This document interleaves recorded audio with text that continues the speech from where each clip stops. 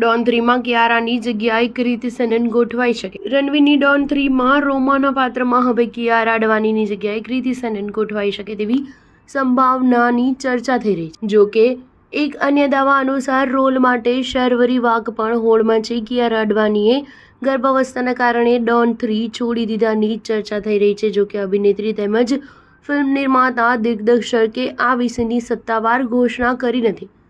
મૂળ ફિલ્મ ડોનના આ પાત્ર ઝીનત અમાને ભજવ્યું હતું. વર્ષો પછી ફરી ડોન બની ત્યારે પ્રિયંકા ચોપરાએ શાહરૂખ ખાનની હિરોઈન તરીકેનું રોમાનું પાત્ર ભજવ્યું હતું.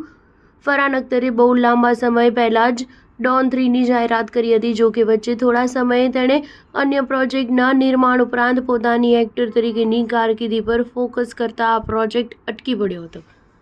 હજુ થોડા દિવસો પહેલાં જ ફરહાન અખ્તરે તે આ વર્ષમાં ડોન 3નું શૂટિંગ શરૂ કરી રહ્યો હોવાની જાહેરાત કરી હતી. પરંતુ તે પછી તરત જ કિયારા અડવાણીએ પ્રેગ્નન્સીની જાહેરાત કરી આ ફિલ્મ છોડી દીધી. ન્યૂઝ 7 હંમેશા સચ્ચાઈની સાથે.